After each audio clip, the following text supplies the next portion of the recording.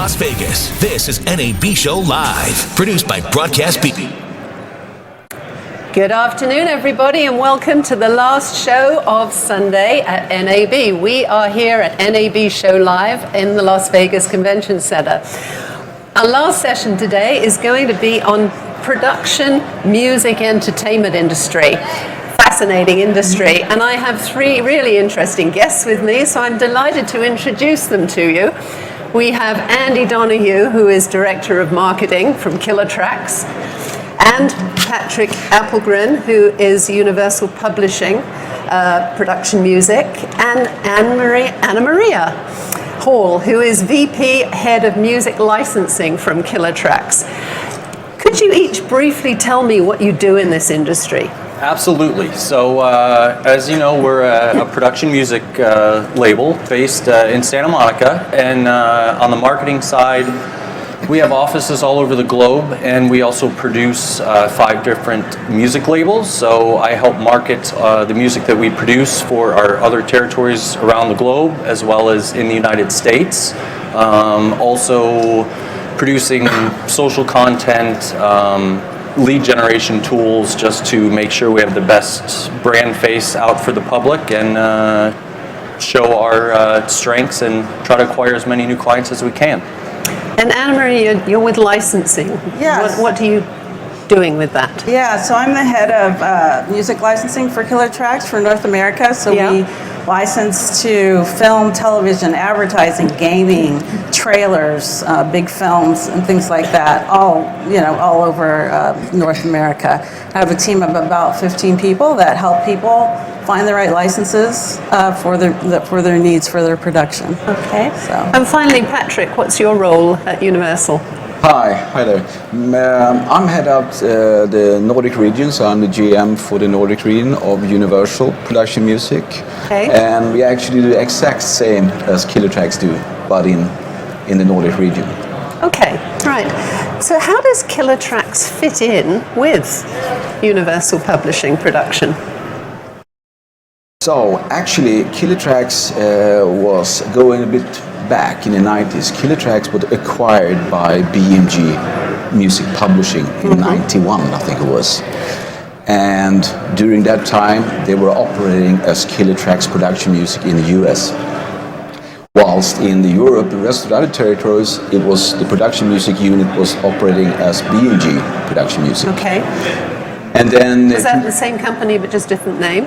It is. Okay. So, and 2007, Universal acquired BMG Music Publishing worldwide. And until yet today, Killer Tracks is operating as a Killer Tracks Production Music in the US. And most rest of the world, territories, we operate as Universal Production Music. Okay. How long has Killer Tracks been around? Killer Tracks started in 1989, and basically it was a catalog of jingles, a very small catalog, about 30 CDs, and basically it's grown today to 140,000 tracks in the library that people can use for all kinds of purposes, all genres. It's a very broad-based catalog. Okay, so what's the state of the industry at the moment for production music? Well, I think it's really changing. It's all about even the whole industry, not just production music. I think it's not about record sales anymore, it's about communication. It's about how can you be recognized in the media buzz today. And as for production music, for many years, production music has been under the radar. Really, it's not selling to end customers. It's been a business to business. Business to business, yeah. And that's been very distinct for that. Nowadays, early you can say this is a production music song because it's instrumental. Today, it's just music, right? Unless we don't have the trademark, we don't have Madonna. The artist. That's sort of the difference.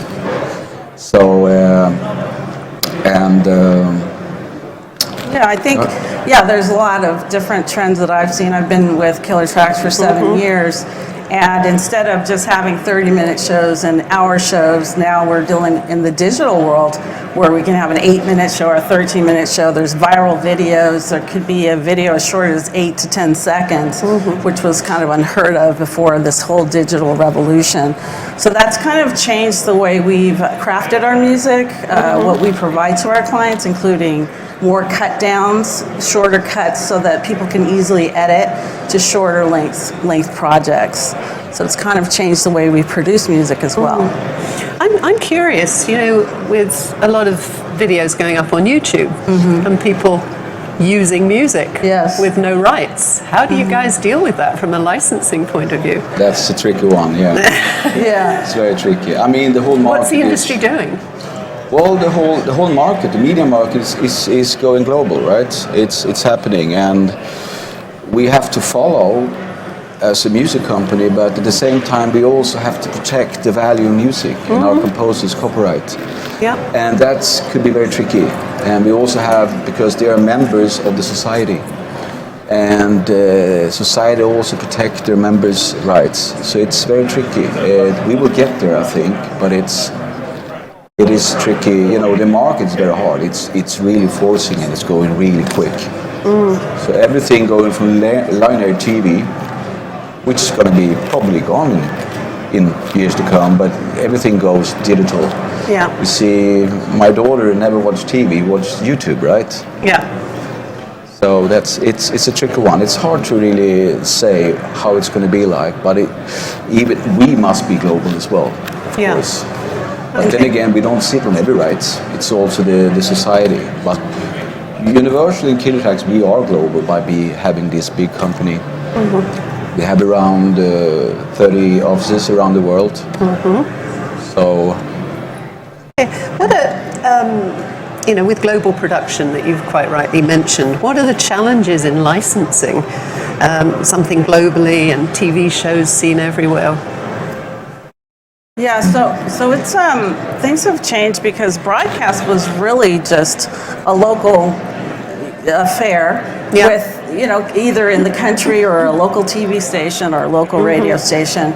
But now with the internet, you can broadcast anywhere. So anybody in Scandinavia or China can access that content. And I think the music industry is really struggling with this, quite frankly.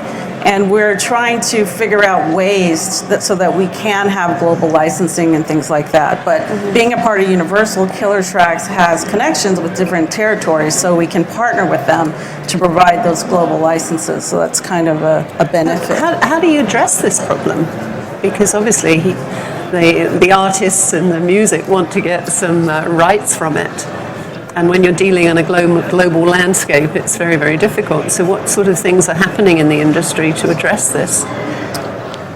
yeah, that's really tricky how to answer that. We do. I mean, we are global, and we can do global deals and global licensing because we are a global company. But then again, we have the society, and our composers are they are members of society, and there might be different sort of music rights in different territories. So, but normally we can do that now. Yeah. Andy, tell me about some of the trends in the music industry. As far as what we do, trends in production also. Every business out there is being forced to produce more content, and budgets aren't growing. So if you had to produce 4 videos a month last year, this year you have to produce 6 a month. Yep. So people are producing more content, and you need more music. So that's where production music has really become a go-to for a lot of those companies, because they can get short cuts quickly. They don't have to worry about clearing master and sync. We're a one-stop shop, so industry developing into more content, need it now, need it faster, smaller budget, so production music is a great resource. I mean, something happens now and you can't have an orchestra score something because the story's history by the time it's out there, so you need to be agile and fast, and so that's, as everything faster now, immediate, we're helping to be to serve people those needs. So that need is just fast now and shorter cuts, and so we're responding to what people are wanting. So are you dealing also with repurposing existing music for new demands? Because you said you can't get an orchestra just like that. So you have to, but it may not be exactly in the form that it's correct, and that's the benefit of working with a brand that's been around for over 30 years. Because someone needs something that's from the 70s. Yeah. It's not something recorded now to sound like that. It was actually in our archive that's from there. So, and it could be, Italian spaghetti western music that was really recorded and written by an Italian composer, and we've had for a long time. So having the depth and legacy of this amount of time, we can put authentic sounds in whatever the era of the production is, and make it sound fantastic. Mm-hmm. Okay. Yeah, another point on that is corporations have become storytellers. Yep. 10 years ago, there wasn't what's happening, like you're saying, on YouTube, where all these corporations have actual YouTube channels, and they're getting very deep with content, and they're telling stories about their brand. And it's really about how do you engage your customer. We did a project with Starbucks, for example, which was the history of their brand. And so these are new opportunities for people in post-production to seek out opportunities, not only with entertainment, but also with brands. Mm-hmm. So with the internet sort of dominating for about the last 7 years, the growth of video on the web and broadcasters obviously streaming, how do they get clearances? How does that work? Sorry, I didn't get that. How do they get the clearances to use the music? Well, if you don't clear the music, it's not clear, right? Mm-hmm. So I mean, it's they have to clear it. But I have to go back to when we talked about being a global company and also being the global licensing. Yeah. By being production music compared to commercial music or artist music. So the upside of that is actually that we act as both record company and as a publisher. We are a non-stop shop. Yeah. We own the masters and we own the copyright, and we have already agreed with our composers, so we don't have to seek their permission to use our music. So it's for a client, and today the quality of production music is on very high level. So for a client, it's very easy to use production music because it's pre-clear and it's pre-recorded. Okay. Oh, sorry. When you've got new TV things like Amazon, Netflix, it gives certain global challenges. Can you tell me about those? Yeah, I think it goes back to, since it's on the internet, it pretty much can be accessed anywhere. So the way the music industry is currently structured, you have to go kind of country by country. On the other side, these entities have really, stepped up the game as far as the quality of production, and really have challenged some of the traditional, broadcasters in creating great content. And so, and they're also providing clients or customers with the ability to see anything, anywhere. And you'll see a lot of the networks, they also have digital channels. So there's a lot more that's being created as far as not only the TV show, but some of the behind the scenes or extra scenes and things like that. So they'll have additional add-on content to a TV show, which again wasn't available. So there's just so much more created. But it's, again, like Andy said, the short timelines creates the challenge. And with production music, everything is already cleared, so you don't have to worry about that once you have an agreement to actually license something. So, a couple of terms that I'm not familiar with, and that's synchronization licensing versus performance license. Could you explain to our audience what that means? Two different licensing. We can give our clients a synchronization. The synchronization is actually when they use our music with their picture. That's a sync. Yeah. And they license it with us.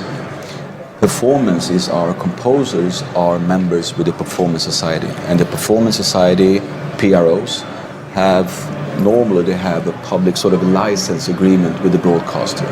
So when our music and our composers' music being aired, they are getting paid, and we are getting paid as music publishers. Okay. The publisher rights and the writer rights. Okay. Right. New tools from Killer Tracks. Yes. Tell me about them. Well, we're always striving to be more of a service-oriented business. Being able to provide more things to save people time. And one thing, talking about trends in music, stems are a very big need for a lot of clients and editing. And if you're not familiar with stems, when you have a track, it's like baking a cake. You have flour, sugar, eggs, mix them all together, put it in the oven, and you come out with a cake. And the track has guitar track, it has percussion, so you can pull all those individual things apart and make separate stems. So you can mute strings or you can mute percussion, and that's usually done by very skilled editors in editing suites. But we've just launched a tool that is available on all our websites worldwide called Score Addiction. Okay. That takes a track that we have stems for, and it breaks it down into the 4, 5, or 6 different instrumental stems. And you can easily mute a instrument. You can raise and lower the tempo by 10 or 15%, which is essentially speeding up or slowing down the track. And you can also adjust the volume. If you have a voiceover and say the percussion is too much, I like it, but I'd like to reduce it a bit, you can do all that very easily. Any non-experienced person that's never edited anything can simply click and figure it out, and it's available on our site. And with that, we also have some new tools for broadcasters that... And also the Score Addiction is that our clients are becoming more of a producer of our music, so they can actually, it will give them more opportunity to get sort of their piece really right. I mean, it's not enough to have a good product. We're really proud of our music, but you also have to have these tools for our client. It's so important. And so we are developing. We already have the Score Addiction. It's out. It's live. We're also looking at develop this year a cue sheet solution for all our clients. Okay. Is that the cue sheet generation tool? Yes. Yes. Okay. Yes. So that will be one click away, and our clients will have a fully report cue sheet for them to give to the broadcaster or the society. Okay. How does Killer Tracks chase money for writers and get the most out of the artist's money? The cue sheets are a big help. It's as being a publisher and a music company, that's our job. We make sure that everything that we come back to cue sheets again, accurate cue sheets will bring our composers money. So it's very important for our composers, not just for our clients. Without our composers, we nothing. So it's, we need that. That's we like a bank. We have to really make sure that everything is being reported. And as we said before, if a client or something is being used without being licensed, that's like stealing your car, right? Yeah. So. Oh, downloading movies from the internet that you shouldn't download. Right. Yeah. Yeah. Okay. But Tell me about the new label release with Icon. We just added a new label called Icon. It's mainly a trailer music label, and we started out with 16 albums that they have. We released it earlier this month, and we'll be releasing, I believe, 6 albums with them per year, so about every 2 months. They have. They're very skilled with the way they craft music, and it sounds very epic and bombastic for trailers, but the way that advertising and other things are being produced, other clients are using it, not just movie trailers. Right, you'll see a lot of promos that are big, bombastic, trailer-esque. Yeah. They even call them trailers, but they're really a promotion for a television show. But when they're taking it up a notch, they call them trailers. So a lot of television broadcasters use that type of music as well. Right. Yeah. Okay. And you're there for composers and hoping to ensure artists get compensated. That's it. Where's the booth? And what can people in our audience who've not been to see Killer Tracks, where can they find you and what can they expect to see on the show floor? We're in the South Lower Hall, which is just behind, or actually in front of us. It's over that way. Yeah. Up the door, turn left. My directions are always 100% opposite, so if I say that way, it's... But we're at South Lower Hall, 7616. We're in the very center of the South Lower Hall, just past the stairway going down the stairs. We'll be demoing all our new products, and on Wednesday we have a special guest performance from one of our artists, Who's that? Justina Kelly. Okay. She's from Nashville, Tennessee, and she's a singer-songwriter that's based in Nashville. Her family's a long-time Nashville country music performing family, and she'll be playing a set at 2 p.m. on Wednesday, and then Broadcast Beat will be streaming her second set at 2:55 live for everyone that's watching right now. So super. Tune in on Wednesday. Okay, people don't need tickets. They just first come, first show serve, up, up at the booth. You just got to have your elbows out to push your way through the crowd and get a front row seat. Okay. So what would you say are the biggest challenge to the music industry at the moment? I think the global challenge is the biggest thing. That's one thing, and I think the second is how do we provide tools for our clients to make it easy for them to find our music, to get it, to download it. The music industry obviously went through a great transition with the digital revolution, which wasn't quite so positive, but now we're on the upswing as far as the industry as a whole. But also we are looking for those tools to make it easier for people to report their music and do their jobs and edit tools and things like that. So it is about the music fundamentally, but it's also about what kind of solutions are out there that we can what companies can we partner with to deliver more solutions for our clients as well. Okay. Patrick? Yeah, I echo on that. I also think that it's going to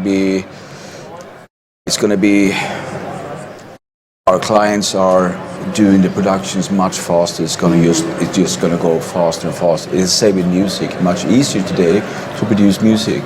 So we have to be, and that's what's happening. And by having these tools and service is very important. I mean, clients are sitting almost in the edit environment and can do music at the same time.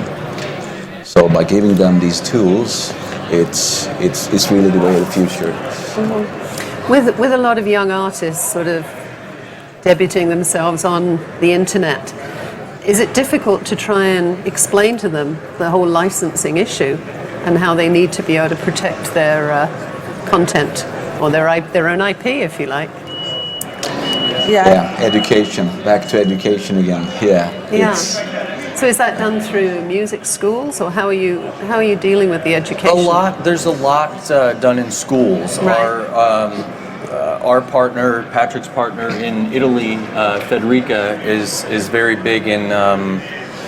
Forget the name of the university, but it's a music production school, and she's an adjunct professor there. And we also partner with a lot of music schools in the U.S. to teach proper education. But nowadays, from young artists that I talk to, it used to be like, I need to sell albums and go on tour, and now it's like, how do I get my music in a commercial?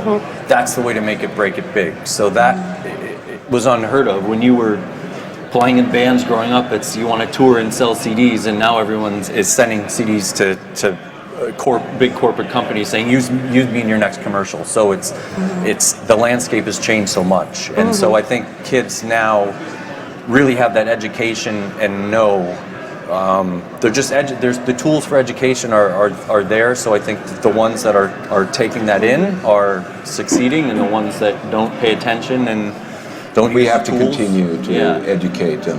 As you say, we visit a lot of music school, or even not just music school, even media schools. Yeah. And talk about the music rights, and because in media schools there are potential new clients for us. They need to understand, but also for commercial music, any music, because as you said, the youngsters, they think it's just even though downloading the piracy is not really that as it used to be. because we have, you know, the Spotify and these tools today. Yeah. So yeah. But you mentioned CDs and digital.